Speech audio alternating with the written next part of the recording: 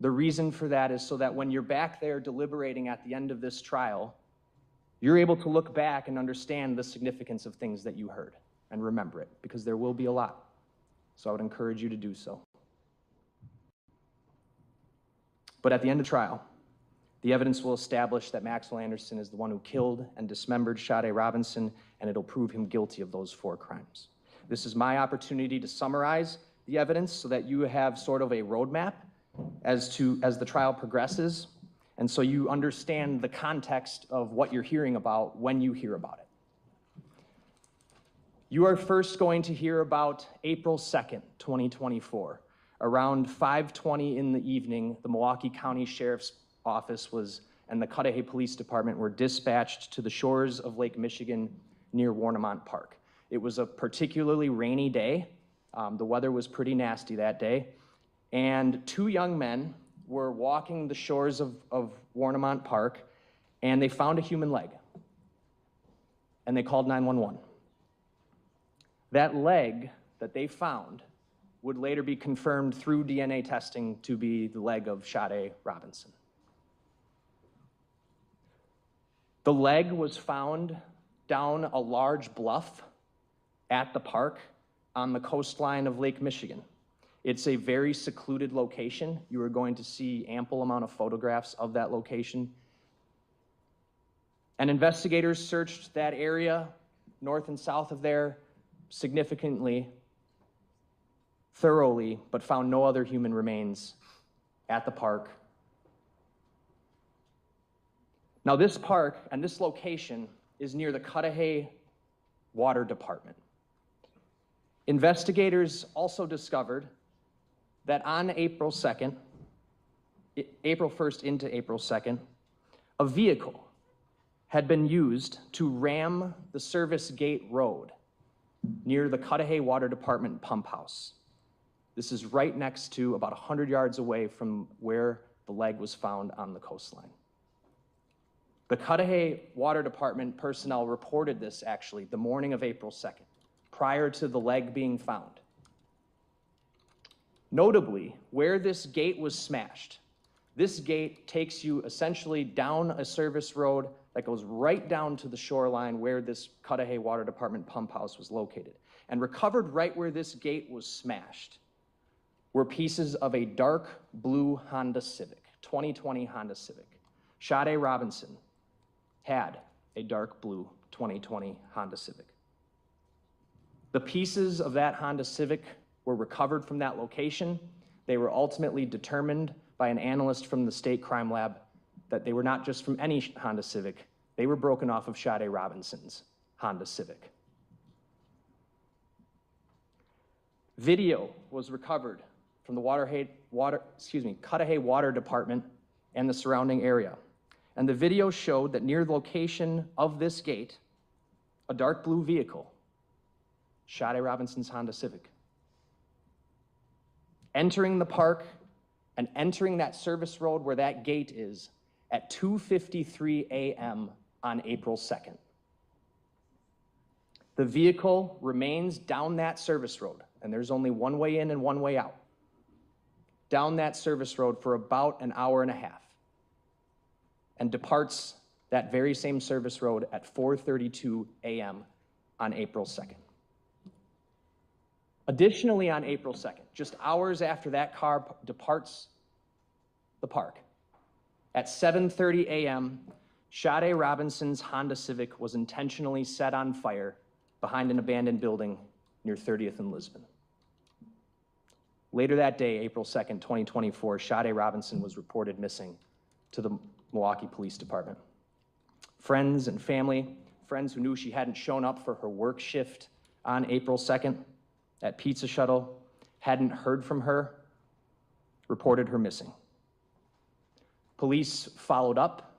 They checked her apartment at 1858 North Commerce Street. She wasn't there. No real signs of what happened. Police would then follow up on the missing persons report, speak to several family members and friends, and discover that she had gone on a date the evening of April 1st, after her work shift. They also learned what her phone number was, and they learned from her family and friends that she had an app called Life 360. Life 360 and the phone number with that information, police obtained phone records from Verizon Wireless, the wireless company that serviced Sade's phone. And those phone records from Verizon Wireless and the records from Life 360 provided very crucial information about Sade Robinson's activities on the evening of April 1st and her whereabouts. Notably, the police discovered a text message conversation between Sade and a phone number that the police would later learn belonged to Maxwell Anderson. The text conversation showed that Sade and Maxwell Anderson were planning to meet at the Twisted Fisherman that evening to get food, and indeed did meet around 5:15 p.m. on April 1st. Additionally, the records from Verizon Wireless, as I indicated, provided location information for her phone that not only confirmed her trip to Twisted Fisherman, but would provide further location information all the way up until about 4:40 a.m. on April 2nd. Police would follow up at Twisted Fisherman, and then through her phone records, also learning that she had gone to Duke's on Water Street, and they got video from those two locations that confirmed that Sade Robinson and Maxwell Anderson met up that evening, first having dinner and drinks at the Twisted Fisherman, and then they went to Duke's on Water Street to hang out and have more drinks. Through all of that information, the phone data, the videos, investigators confirmed they were at Twisted Fisherman from 5:15 p.m. until 6:24 p.m. And then they went to Duke's on Water Street from 6:30 p.m. to about 9:04 p.m. Videos also confirmed that that evening, Sade Robinson was driving her 2020 Honda Civic, the same vehicle that was used to smash the gate at the Cudahy Water Department pump house. Now, this would be time for me to mention it's a common vehicle, Honda Civic. Everyone's heard of one. But it does have distinct features. Honda Civics have sort of distinct features that are going to be worth noting when we go through the evidence in this case. Hers was dark blue. It had a sunroof. And particularly 2020 Honda Civics had these unique sort of C-shaped lights in the rear. And you're going to see those. All features that are noticeable on video, which will become important. At 9:04 p.m., Sade Robinson and Maxwell Anderson left Duke's together, and they left Duke's and got into Sade Robinson's Honda Civic. Sade was driving, Maxwell Anderson was riding passenger, just the two of them. The phone location information from both Sade's phone and Maxwell Anderson's phones, as well as other surveillance videos that you'll see from downtown and the area near Maxwell Anderson's residence on the south side of Milwaukee, confirmed that they drove from Duke's on Water to Anderson's residence. They arrived at his residence around 9:24 p.m., and you will see video of Sade's car arriving at his residence, driving right by the front of his house and then into the alley. At the exact time, her phone location information is showing her phone arriving at his residence. Sade's phone remains at Maxwell Anderson's home up until about 12:45 a.m. on April 2nd. There's a video from across the street from Maxwell Anderson's home that shows silhouettes and movement in Maxwell Anderson's residence for the intervening about 3 hours. The time she gets there, the time her phone shows that they got there, up until about 12:45 a.m. Consistent with Maxwell Anderson and Sade being there. That video from across the street, beginning about 11:24 p.m., all the way up until about 12:45 a.m. on the 2nd, shows some movement beginning in the side yard near where the back door is, where he would come out and go in. That stops around 12:45 a.m. And any human movement that you can see in the upper window stops at 12:45 a.m. Also occurring right after 12:45 a.m., Sade Robinson's phone location information begins to show her phone moving away from Maxwell Anderson's residence, where it's been stationary since her car arrived there around 9:24 p.m. Now, this is a very crucial time in the timeline. And this is where the phone location information that investigators got from Verizon Wireless and Life360 becomes extremely important. What occurs beginning just after 12:45 a.m. is that the victim's phone moves away from Maxwell Anderson's residence and begins to travel to various locations throughout Milwaukee County for the next few hours. And investigators were able to follow essentially a trail of videos where the victim's phone was showing her phone was at various times. From 12:45 a.m. all the way up until the approximate time her phone goes off the wireless network at 4:40 a.m. This is the time where that unique look of that Honda Civic is going to come into play for you all. You will see investigators followed where Sade's phone appeared to travel to and recovered videos around the county confirming that her car was traveling in those exact areas at those exact same times. So when the phone starts moving away from her residence just after 12:45 a.m., the records show her car driving northbound near 35th Street. Videos pick her car up driving in that exact direction. The phone then ends up downtown around 1 a.m. A camera downtown that actually is a license plate reader camera captures her plate downtown just after 1 a.m. The phone then travels up into the River West neighborhood where it remains until about 2 a.m. where cameras capture it again. It then leaves River West and heads westbound down Capitol Drive just after 2 a.m. where cameras catch it again. It then doubles back eastbound on Capitol Drive where cameras catch it again.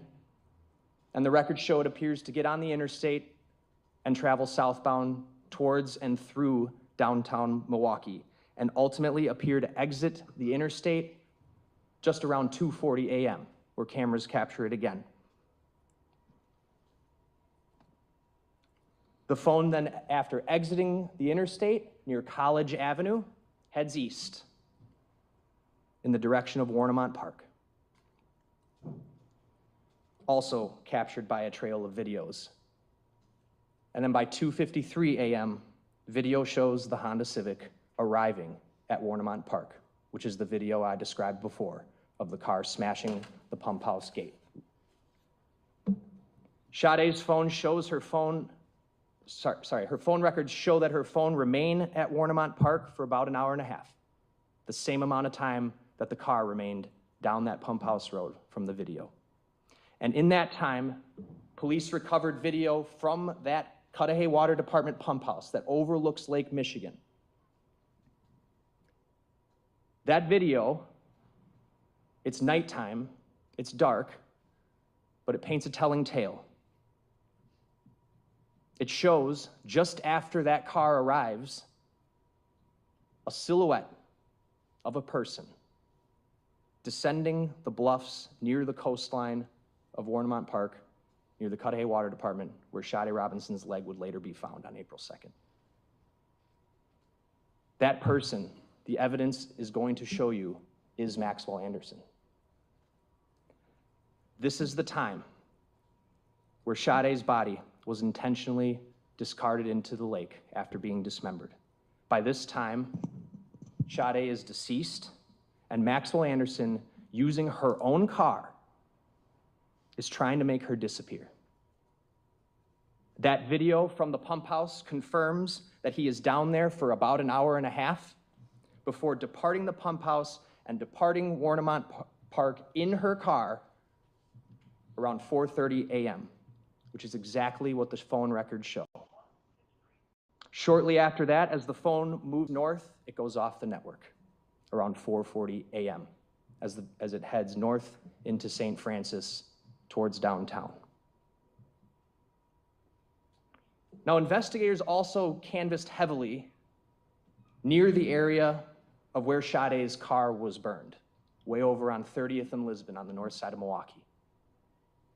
And they also located a trail of videos from this location, picking up around 4:50 a.m., 10 minutes after Sade's phone appears to go off the network. And her Honda Civic is again picked up on those videos in the exact amount of time it would take to drive from where her phone went off the network to the location it's picked up on camera. That trail of videos shows her car, her 2020 Honda Civic, circling around the part of town where her vehicle would eventually be set on fire at 7:30 a.m. The Honda drives around from about 4:50 a.m. to 5:19 a.m., after which it is picked up next on a camera near a playground at 31st and Galena at 6:50 a.m. This is 1.5 blocks away from where her car would later be set on fire. The vehicle drives around more before pulling into the alley where it's set on fire. Police located video from a liquor store and a Milwaukee County Transit bus that depicts the time the vehicle fire was set. Now, you're not going to see it because he parked the car behind this abandoned building that did not obviously have functioning cameras. But these two videos show something crucial. They show two women walking down Lisbon Avenue who all of a sudden stop and begin to act in distress as they are clearly watching something disturbing happen. They are watching the fire being started. They are clearly shocked. They are clearly bothered on the video, which has audio.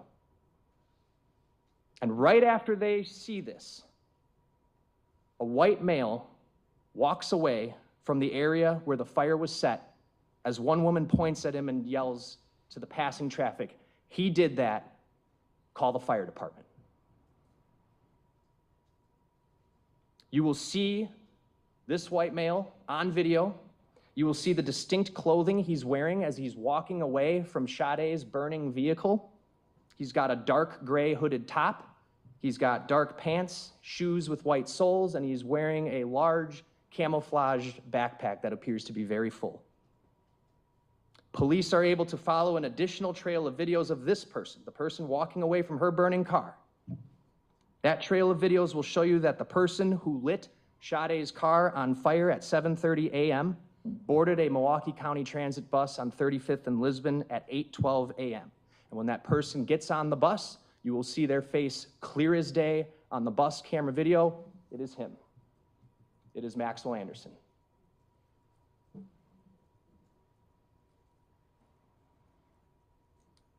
He then takes the bus southbound on 35th Street and gets off the bus just blocks from his house. You will see that same vehicle, or that same video from across the street from his house that I mentioned before, showing him walking in his back door at 4:30 a.m., or excuse me, 8:43 a.m., right after he gets off the bus. These videos will prove that Maxwell Anderson lit Sade's car on fire, that no one else was with him. He did it behind an abandoned building in a part of town far from his home. Now, you're also going to hear that when police saturated the area, as well as family and friends who were not giving up on trying to figure out what happened to Sade, saturated the area where the car was burned, looking for any clues as to what happened to her. During these searches, family, friends, and police found Sade Robinson's other leg and other foot scattered and severed into pieces near that playground at 31st and Galena, just a block and a half away from where her car was set on fire. You will then hear that on April 18th, Sade's torso was discovered, having washed ashore on Lake Michigan in South Milwaukee. Sade's head had been intentionally cut off of her torso. Both of her legs intentionally severed from her torso. Her right arm intentionally severed from her torso. Her right breast intentionally cut off her torso. The torso was seriously decomposed, but identifying features confirmed it to be Sade. On May 11th, 2024, Sade's right arm was discovered having washed ashore on the shores of Waukegan, Illinois, severely decomposed. You will unfortunately see images of these body parts which make it clear that Maxwell Anderson intentionally decapitated Sade Robinson, intentionally cut off both of her legs, cut off her left arm, intentionally cut off her right breast, which has never been found, and intentionally cut off her head to date, which is still missing and has never been recovered. While horribly gruesome, this will show you the intent behind what happened to Sade and the intent behind making sure she was disposed of from this world. By April 4th, Maxwell Anderson was arrested by the Milwaukee County Sheriff's Office, and you are going to hear that his cell phone was recovered from him, confirmed to be the same phone that Sade was texting on April 1st, the last text conversation Sade would ever have. Police searched Maxwell Anderson's phone. They searched his residence, trying in any way to learn more information about what happened to Sade. And while police did not locate any kind of gory scene in the residence, they located telling information in his residence and in his phone, including photos of Sade where she is laying on Maxwell Anderson's couch, face down, with his hand grabbing her right breast. And another photo of Sade's pants and her underwear being pulled off her body. The same pants and underwear that you're going to see that she was wearing on video when she went out with him that night on April 1st. And police actually find those pants and underwear in the trunk of her car after it had been burned. You will also hear from police who searched the area around Maxwell Anderson's residence and who recovered the dark gray sweatshirt that Maxwell Anderson was wearing during the time he lit Sade's vehicle on fire. You will see it's clearly visible on the bus video of him getting on the bus where his face is visible. And you're gonna hear that hoodie had Maxwell Anderson's DNA on it and Sade's DNA on it.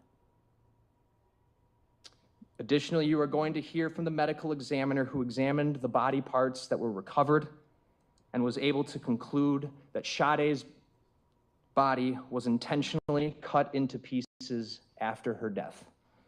The medical examiner will describe the wounds to the body and what she noticed that showed the intentional severing of limbs, including the intentional severing of Sade's head. You are also going to hear and see evidence that the shores of Warnemont Park, where Sade Robinson's leg was found, were not unfamiliar to Maxwell Anderson. It was a place he knew well. It was a place he had taken a prior girlfriend to before, and that he called his secret beach. That's the location where Sade Robinson was discarded into Lake Michigan. It was a place he was familiar with and had taken a prior girlfriend to before. In total, what the evidence in this case is going to show is that Maxwell Anderson murdered Sade Robinson the night of April 1st into April 2nd. He then brutally and callously cut her apart, disposed of her body parts, and burned her car.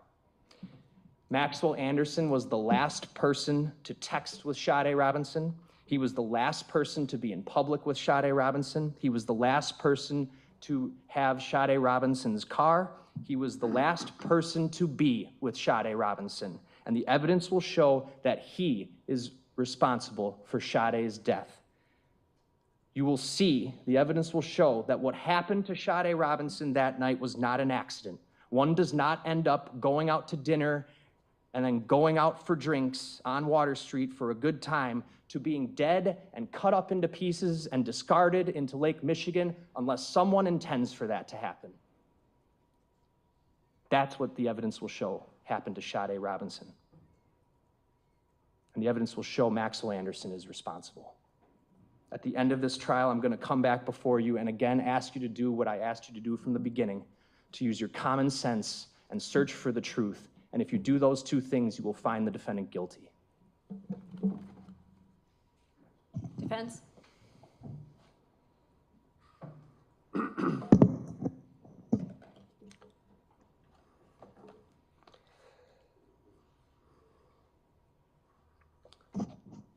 Good morning. The state began by using the phrase common sense. You heard it yesterday during jury selection, and you heard it again today in the state's opening. And they're using the phrase common sense because they want you to ignore the mountain of reasonable doubt that exists in this case. I want to start by telling you guys that much of what Mr. Vance Curzan just talked to you about, we don't dispute. So a lot of this trial isn't in dispute. The timeline, the fact that Max met Sade, Max had met her, went on a date with her, that they went to the Twisted Fisherman, that they went to Duke's, that they were out together that night, that they went back to Max's house, none of that is in dispute. The fact that body parts wash up at Warrimont Park, the fact that body parts are found at 31st and Galena, the fact that those body parts belong to Sade, nobody here is disputing any of that. It's horrible what happened to Sade. It's horrible. Nobody deserved that. And what the state wants you to do is use the emotion of that along with this phrase like common sense and use that emotion to convict Mr. Anderson. But I implore you in this trial, your most important job as jurors is to study the evidence closely that's introduced by the district attorney's office. We have no burden of proof. Max is not required to prove anything. The entire burden lies here and rests here entirely on the district attorney's office. And it's the highest burden in the land to marshal together, to put together enough evidence to bring to you to show that Max killed Sade and that he committed those other crimes. There are a few pieces of evidence that the state will rely heavily on. Max near the scene of the car, Max when it's burning, Max being the last person to go on a date with Sade. And that's frankly why law enforcement zeroed in on Max. You are going to hear that the amount of law enforcement resources that were spent in this case by the Sheriff's Department, the Milwaukee Police Department, the FBI, the amount of resources that were spent on this case, I think is probably unparalleled in Milwaukee history. The amount of money and time and effort that was put into collecting video evidence, to searching Maxwell's home, to interviewing coworkers, interviewing people that might know him, an immense investigation. And the state knows that there are serious holes in their case. They know it. They know that there's reasonable doubt, and that's why they're coming at you with this phrase like common sense. So let's talk about that. There is absolutely no reason for Max to commit a crime like this. What you're going to hear in this trial is that Max and Sade lined up a date together like any couple of youngsters do, and they lined up a date at Twisted Fisherman. This is a place that Max used to work. You'll hear that they went there, they had dinner, and it was an ordinary evening.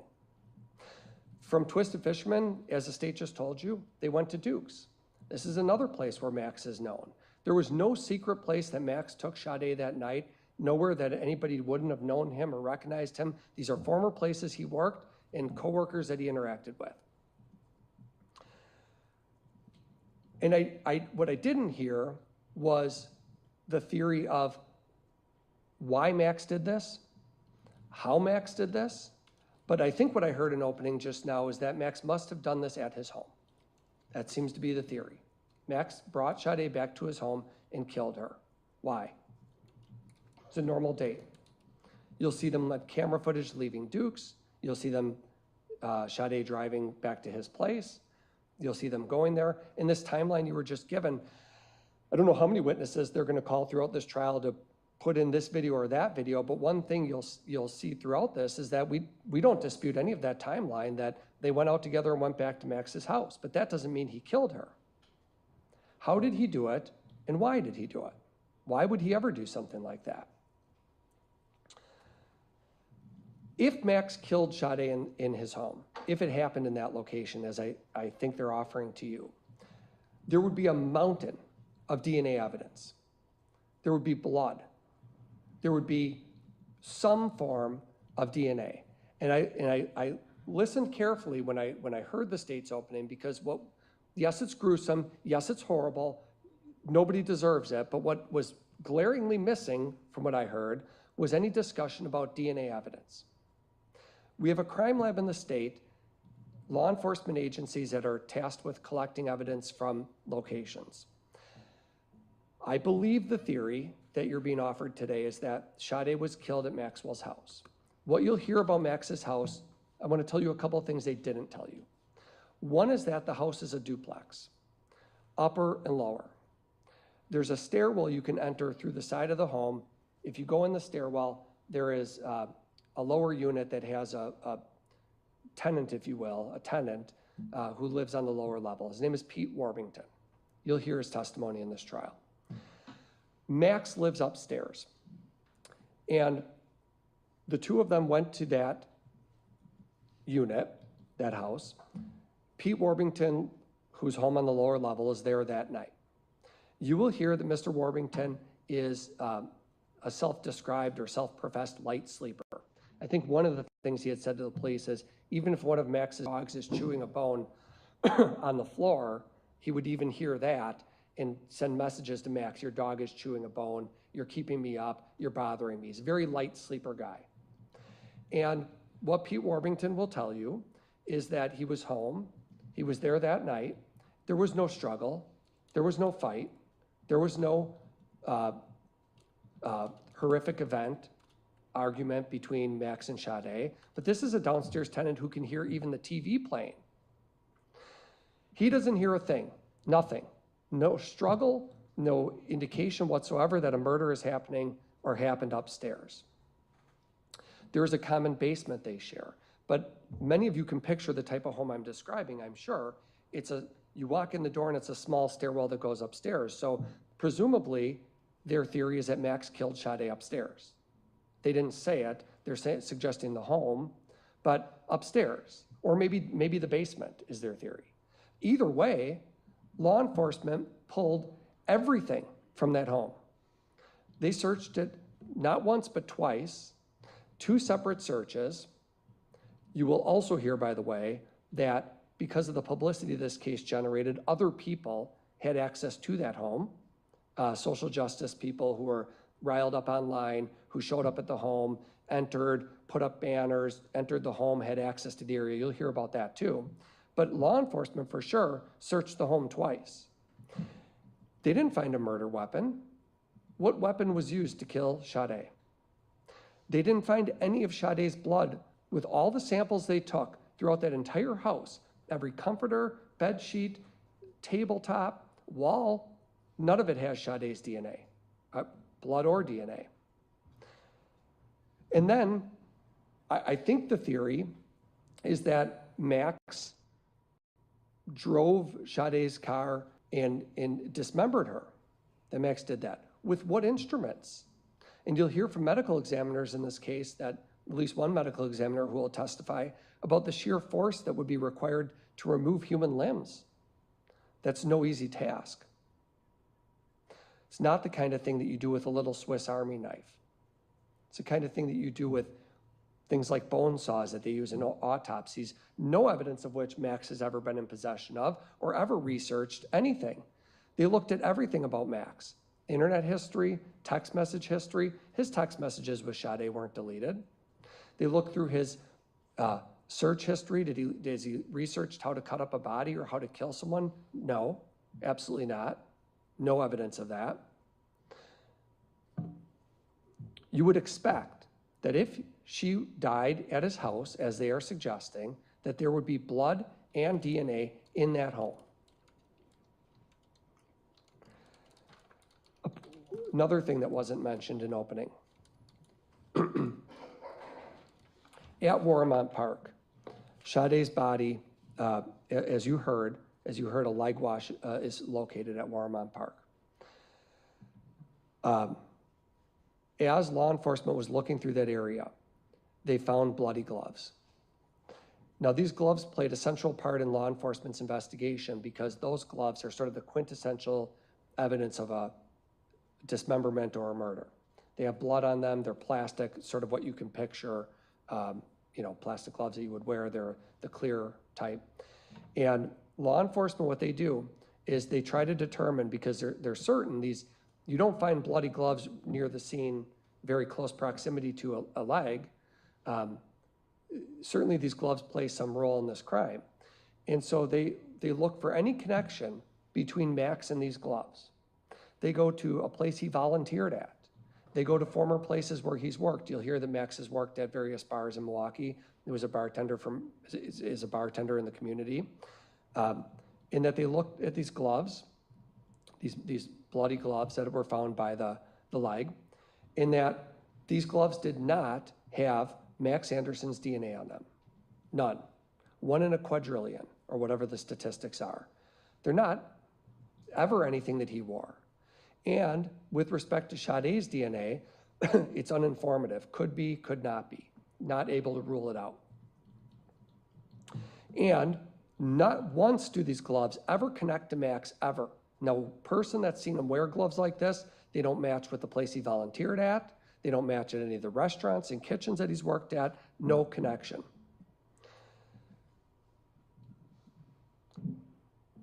Sade's burning car.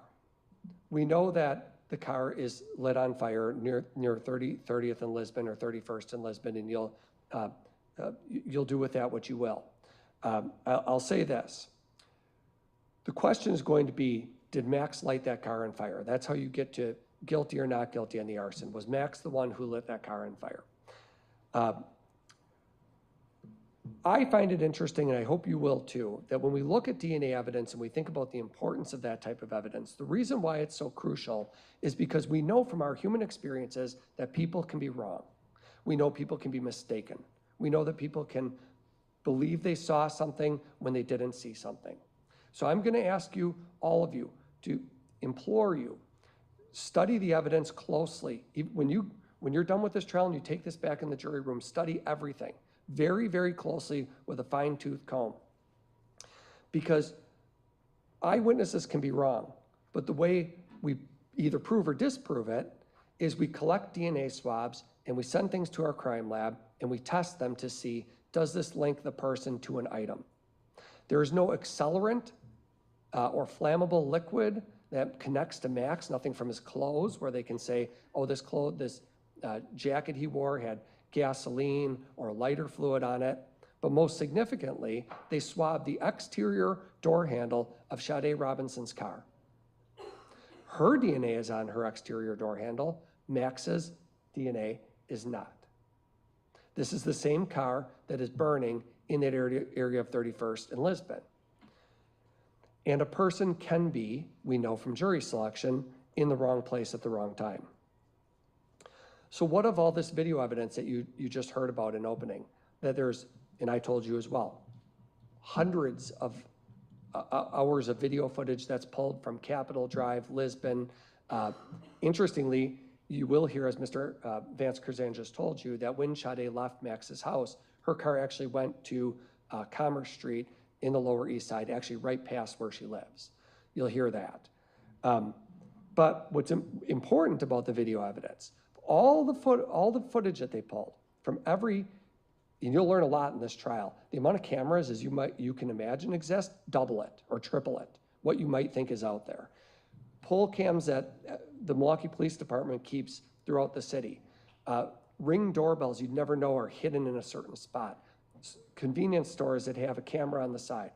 All of this video, all the hundreds of hours of video of when Sade's, and I say 100-hour collectively because what you're talking about is all these videos that go back hours and they examine all of them. Not one time on any of the video footage do you ever see Max Anderson driving Sade Robinson's Civic, ever. You can see the car, but you can't ever conclude that he is the one who is driving this vehicle. It's a pure speculation. And his phone never leaves his house after Sade goes home. What would one expect to see after an offense like this? What would you expect to see happens with Max Anderson? Perhaps changes in one's appearance. Perhaps they flee town. Perhaps they're acting different and nervous and unusual at work. Nothing changed with Max Anderson's routine after he and Sade had their date together. Continued to go to work. You'll hear from coworkers managers and coworkers that saw him. He continued going to his jobs. He didn't change his appearance. He didn't cut his hair. He didn't concoct some plan to leave town. He didn't try to talk to the downstairs tenant to concoct stories. None of that. And that's because he wasn't responsible for any of this. There would be no reason for him to do those things. And when law enforcement did their investigation and began looking into things and looking for her blood and looking for her DNA, they were presented with the fact, and looking for Max on video driving her car, they were presented with the inescapable fact that all of it excludes him. And that's why you hear a phrase like common sense in voir dire and now. And I'm not telling you to ignore common sense, to be clear, not what we're saying.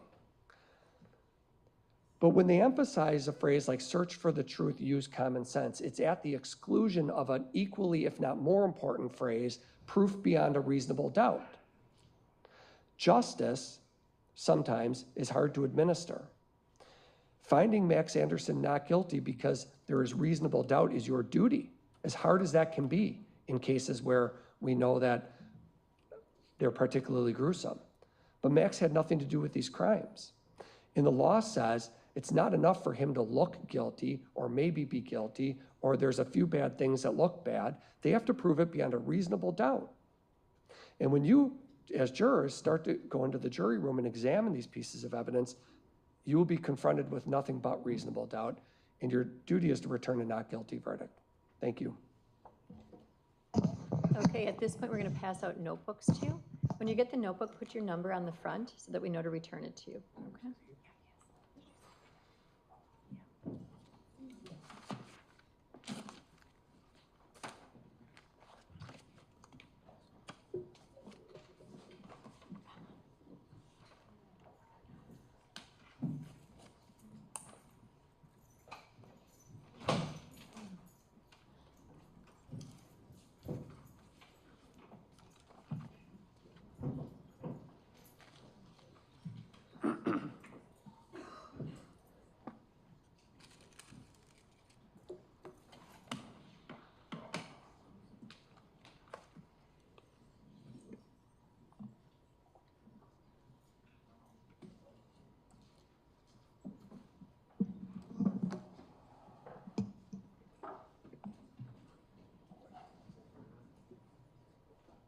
Okay, state, call your first witness, please. State calls Osiris Terrell.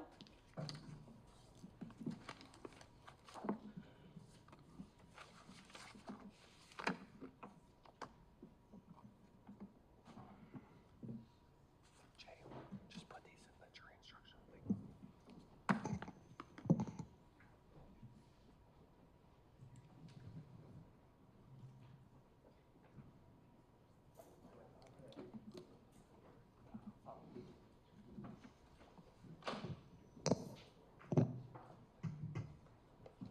Sir, if you could just remain standing and raise your right hand.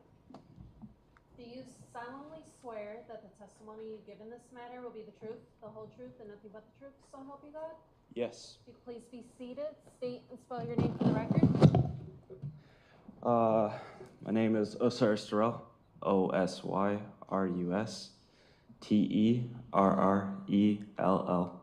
Please proceed. Good morning, Mr. Terrell.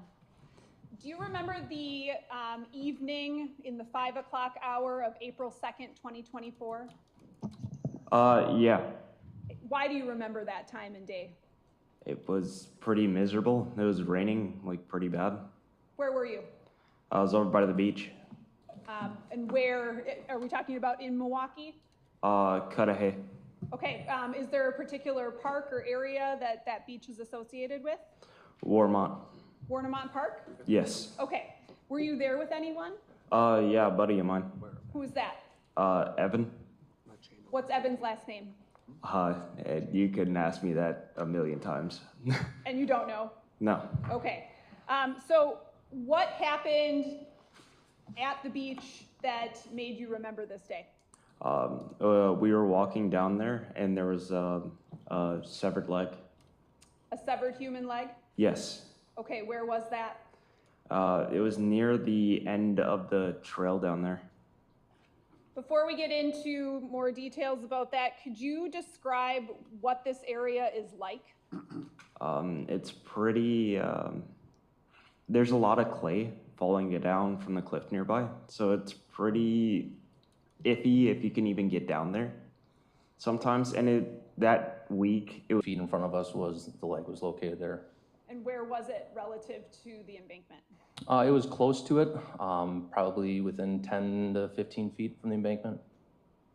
Given the rain, was there erosion that was happening? Yeah, there's some pretty severe, even you could see different streams cutting lines into the sides of the cliffs. What did you do next?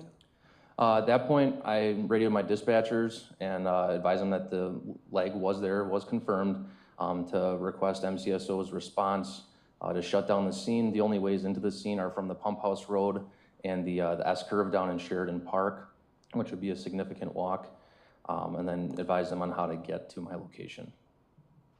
Before we go further in that area, can you describe how you would access that area from Sheridan Park? From Sheridan Park, which is quite a ways north, probably at least half a mile, I'd say, or somewhere in that ballpark. You'd have to walk down a path. It's a steep path, but it goes down. It is paved down to the beach. And then you'd have to walk further south. You'd have to walk south quite a ways on that beachfront to even get to that scene. What, when you located the leg, what were your impressions? What were you able to readily discern?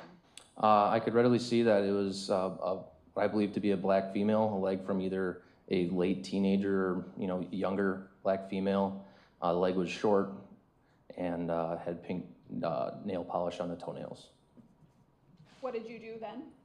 At that point, I had Mr. Millie's stay. I put him on a rock, a bigger rock there. I told him to stay there, not move, and he stayed there until the MCSO deputies Leon Martin and Michael Kruger arrived on scene, which at that point he was later escorted up there, back up the hill to where I would assume he would be interviewed further in depth. So the sheriff's department joined you. Correct. In your walk with Mr. Millie's down the beach and in your observations in the area around the leg, was there anything else that you located? I believe that on the way down there, Mr. Millie's made me aware that there was like a bra and maybe a t-shirt that were located, but he was unaware if it was related. Then what did you do? At that point, Deputies Martin and Kruger took Mr. Millie's back up to interview him. Upon further investigation, I was looking at the leg that it was cut from the basically hip joint down to the foot. Other than that, the leg did not appear to be disturbed, and I observed the cuts on the leg to be clean and not intentional, or intentional, I mean. That the cuts were or were not intentional? Were, that they were straight, not jagged, not torn. Did you move the leg at all? Yes, I did. I had to move it 2 or 3 times just because the time of the day, the waves were getting, like I said, we were getting some pretty good waves and they were moving further and further inland. So 2 or 3 times I had to move the legs further, or move the leg further west to prevent it from being taken by the water, which was documented on body camera as well. How did you do that? I grabbed it by the ankle with my left hand and under the thigh with my right hand. Physically picked it up, moved it about 5-10 feet, set it down in the same way that it was laying, and then advised my dispatch to log that it had been moved. Did it appear to have been in the water or decomposed? It did not appear to be decomposing. It appeared to be fresh just based on my experience with other deceased humans. And there was a lack of blood. I didn't really see much blood on it at all, which also could be attributed to the rain that had been coming down. That beach area, how would you describe the area in general? It's usually pretty calm. We don't really ever get calls there mostly. If anything, it's usually like a dog complaint or someone just kind of loitering. But it's a beautiful area. It's not frequently traveled. It's hidden, secluded. Like I said, that was the second time I've ever been down there for an actual call. Thank you. I have nothing further. Cross? How long have you been a police officer? 4 years. Okay, with Cudahy the whole time. Yes, sir. In Warmont Park, is entirely within the geographical area of Cudahy, right? Yes, sir. And we have, would you agree with me that the park itself is 248 acres? Sounds about right. It has an 18-hole golf course, Yes, has a dog park. yes. Further south, much further south, the dog park is, but yes.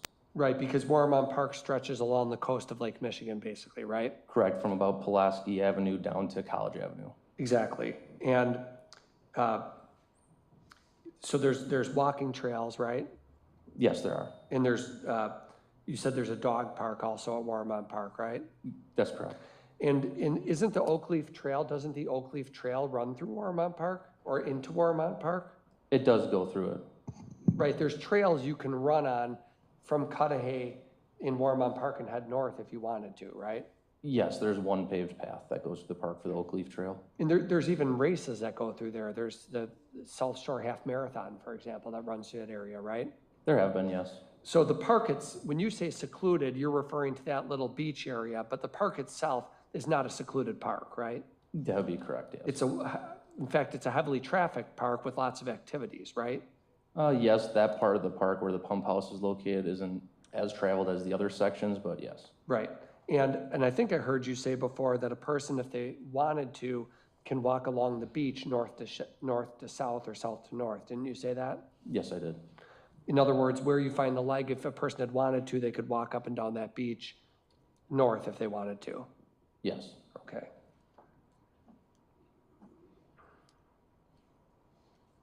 And in fact, there's other parks that even connect in with it. There's Grant Park to the south, isn't there?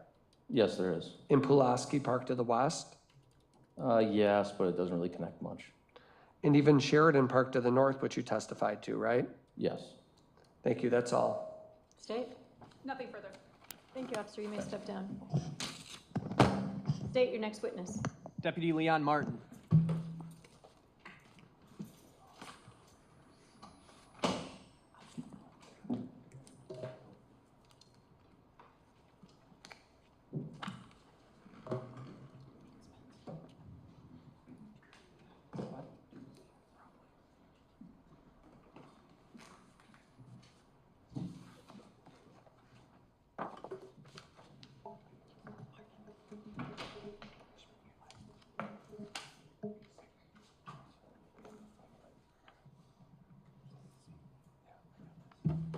Do you solemnly swear that the testimony you give in this matter will be the truth, the whole truth, and nothing but the truth, so help you God? I do. If you could please be seated, state and spell your name for the record.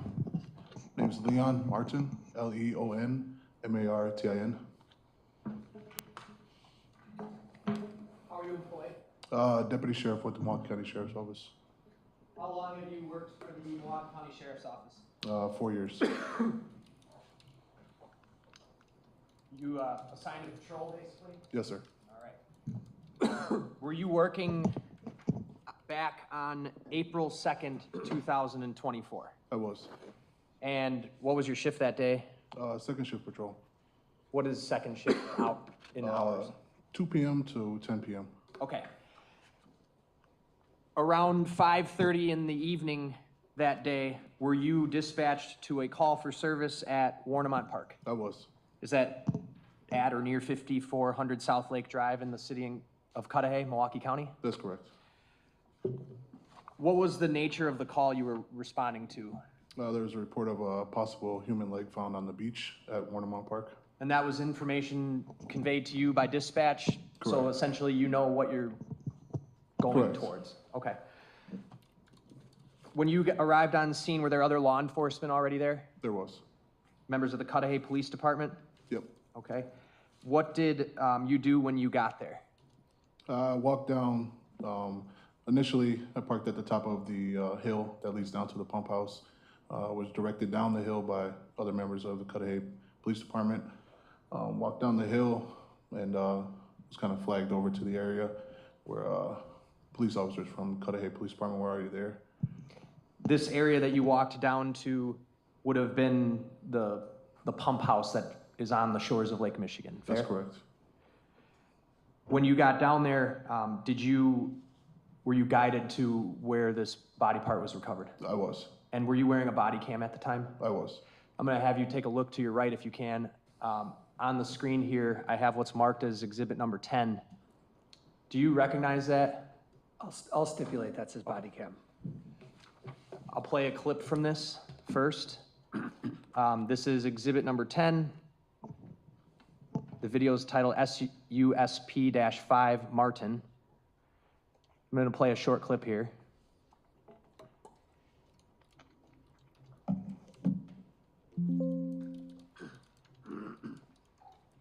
All right, I paused it at 8 seconds, started it at 0.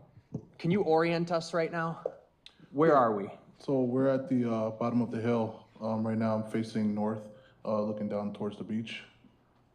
All right, and on the left side, there's that steep cliff embankment.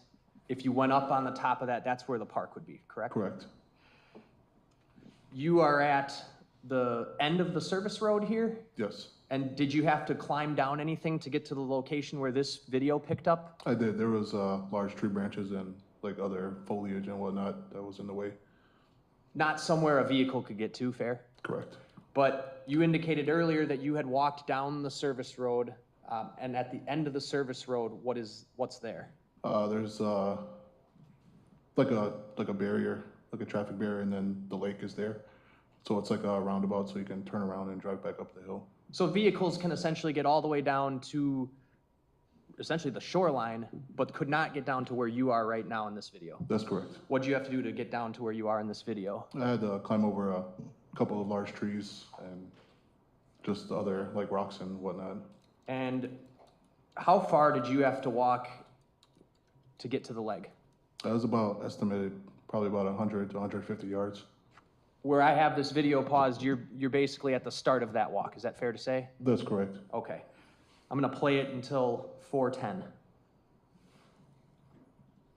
And there's no audio right now. When does the audio pick up? Approximately 30 seconds. That because that's how your body cameras work? Correct. When you activate your body cam, it plays 30 seconds before you actually activate it. Thank you.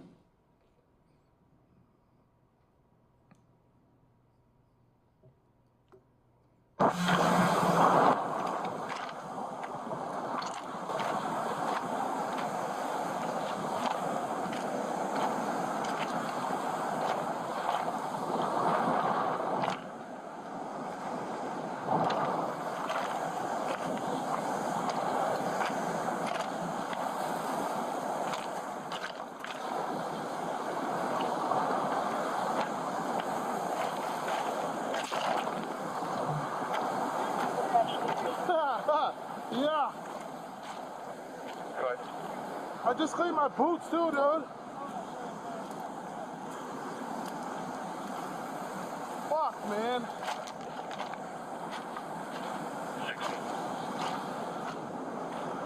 Stand by. I have the on-call sheet. I'm trying to figure out what we can do.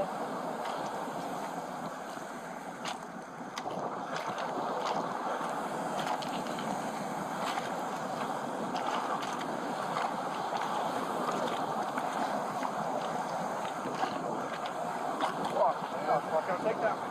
All right. How's it going? What's up, man? So this is Evan Millies.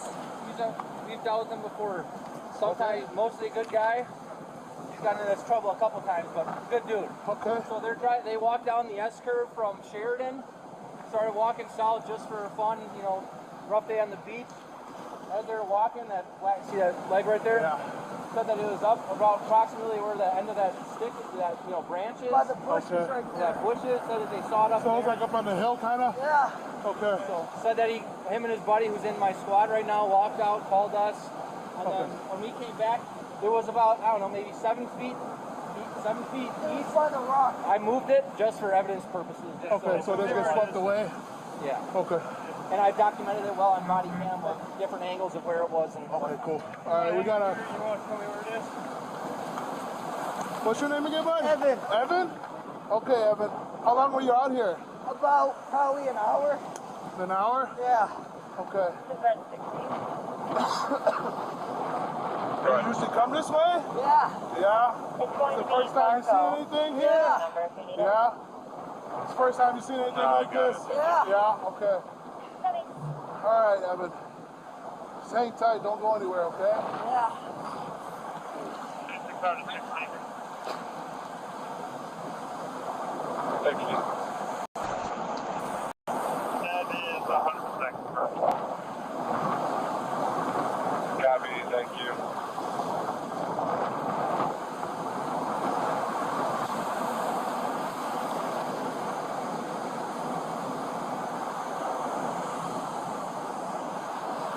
All right, hang on, Evan. We'll talk to you some more, okay?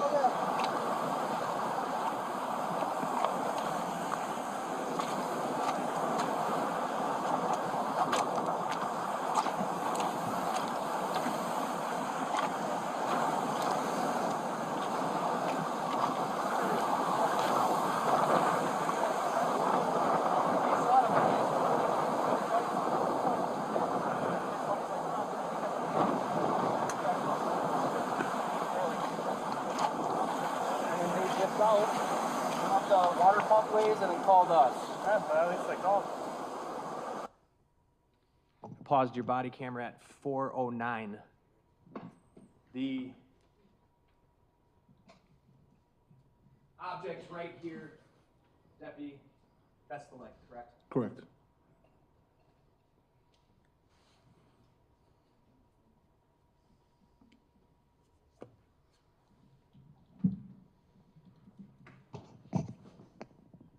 Now, as we were watching that video, sorry.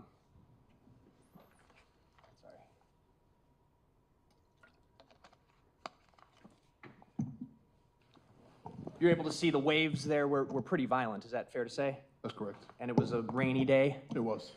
Did you observe any blood or any kind of thing like that near the leg? I did not. Or near the area where he had originally indicated the leg was found? That's correct. There was no blood around the area or on the hill where it was initially found at. What did you observe about the leg when you saw it? The toenails were with pink nail polish. Based on the size of the leg, I could estimate that the person that the leg came from was rather short. The leg didn't appear to be decomposing in any type of way. So I was estimating that it had been placed there relatively, short time ago. The other member of the sheriff's department that we saw in there, so the person you first talked to, that was Officer DeSmet, correct? Correct. The other member of the sheriff's department, who was that? That's Deputy Michael Krieger. Did you and Deputy Krieger canvass the scene or search the scene? We did. What did you find? Nothing else of evidentiary value. No other body parts, correct? That's correct. Was the medical examiner's office called to the scene? They were. Did they come? They did. Did they take possession of the leg? They did. Throughout that time, were there other members of your department who responded as well? There were. Did you search other areas, not just on the shoreline that we were watching on that video, but other areas of the park as well? That's correct. At the top of the bluff that was on the left side of the video, that's a wooded area. Myself and multiple detectives and other MCSO personnel searched the wooded area and didn't find anything else.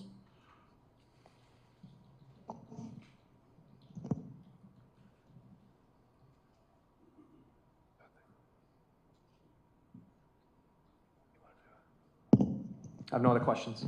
Cross? Good morning, officer. Good morning. So I just want to make sure I understand from where the parking lot is to the beach. So you said that it's kind of like a wooded area? Not necessarily. There's a steep slope, like a driveway to access the Warnermount pump house. It's not necessarily a parking lot. It's just a service road that leads down to the pump house. Okay, so to get from like the parking lot where the pump house is to the beach, is that flat or is it slanted or what's the terrain look like? So it's like deteriorated from time and weather. So it's a steep hill that kind of goes down. Okay, so it goes from parking lot, steep hill to the beach. Correct. And we could see on the video, it looks like the beach is quite small. It is. It's basically cliff, a little landing space, and then the water. That's correct. Is it always like that, or do you not know? I'm not too familiar with that particular beach. That was my first time actually being on that portion of the beach. Okay, and you said that you didn't observe any blood or anything? That's correct. Did you observe any drag marks as like a body was dragged? I did not. Did you, you said you didn't locate any evidence of evidentiary value? That's correct. So you didn't find like a saw? No, You didn't find an axe no, or any sort of knife? that's correct. And it looks like you're walking through, it's a pretty muddy area. It looks like it's made of maybe like clay. Yeah, or mud or like sand and whatnot. It's not like a normal beach, like Bradford Beach or whatnot. Okay. I have nothing further. State? Nothing else. Thank you, Deputy. Thank you, Judge. Does anyone need a bathroom break on the jury? If you do, raise your hand. Okay, we're going to take a 10-minute morning break, and then we'll come back and continue the testimony. Please leave your notebooks on your chair or on the bench in front of you.